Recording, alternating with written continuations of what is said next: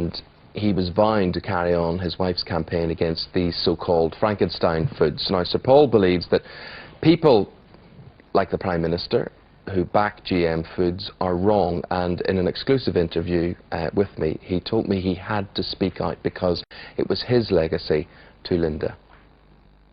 She always did it on a kind of moral basis. She'd always said, if I could save one animal, I'll be happy. Well, she saved truckloads, miles of animals, you know. So with this latest thing coming up, it's a moral thing, I think. You know, you've got the world faced with this product being foisted on you.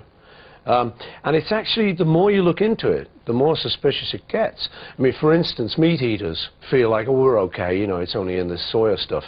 Well, the biggest user of soya, GM soya, is the meat industry. That's what they feed to the cattle in the winter. It's creeping into our food.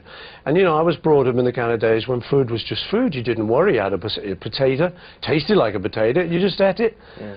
And I think a lot of people would be quite happy to get back to that, just so they don't have to worry what they're feeding their kids, you know. At the Department of Agriculture, Jack Cunningham, in response to Prince Charles last week, who was talking about it, he said that the government was not prepared to be blown about by alarmist shock horror tactics that are not based on science.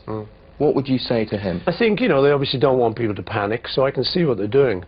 But, you know, the last time we were told not to worry was BSE.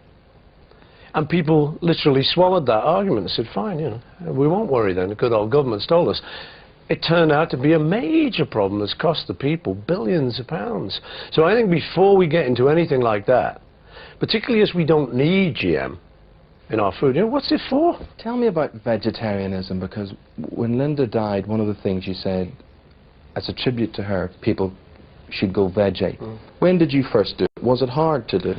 Yeah, it was quite hard, you know, because both Lynn and I were raised as traditional meat eaters, you know. I think we went about 20, 25 years ago, and it actually happened because we were watching some lambs on the farm gambling, and we were eating a leg of lamb. So we made the connection, went, oh, maybe we should do something. And it was very hard. We found what we called the hole in the middle of the plate. Because, you know, my dad used to come to the cavern, and he'd give me half a pound of sausages, and that was it. I had to, like, put some mashed spuds and a tin of peas with that, you know. So it was like the meat and the other. So we ended up with just the other, which for a year or so was difficult. Do you feel better for it? I mean, morally, you obviously feel better for it. Physically, do you feel better for it, or do you feel lousy, or do you notice your health one way or the other with it? I don't know, you know, I never make any kind of claims for health. I feel fine. I feel good. I'm able to, you know, when I go on tour, I do a kind of 2-hour show. And I'm 56, Eamon. I'm an old git. But I get up there, and, you know, I do all this stuff, so maybe it's helping, you know. But let's face it, Paul, you're not going to win this, are you? Big business is going to win. Wrong, Eamon. People are going to win. See, this isn't me. This is a response to people.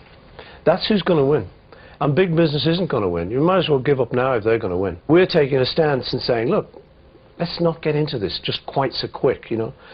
We can do it without, so anyone else can. Let's just consider it. You know, people are calling for a moratorium, 5 years, 3 years, or whatever. I think it'd be good to look into it before we foist it on everyone, and then you can't turn back. And you've got some Holocaust planet where, like, everything won't grow. It's just over a year since Linda's death. I'm sure you count every day. You'll tell me exactly how long it is. How are you coping? How are you getting on? I'm getting on okay, you know. It's very, very difficult for me and the kids. You know, with me, she's just such a mate, you know, 30 years. And we just were very close, not like some friends of ours who kind of maybe don't see each other all week or don't see each other ever. We were like two peas in a pod. All the rest of mine, all the rest is mine.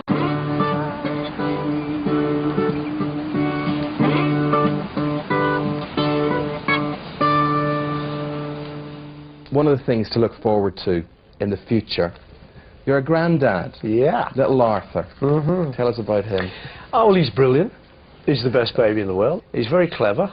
Brilliant 9-week-old. And one of the things I'm sure that spurs you, I mean, here we are, we reached the millennium and whatever.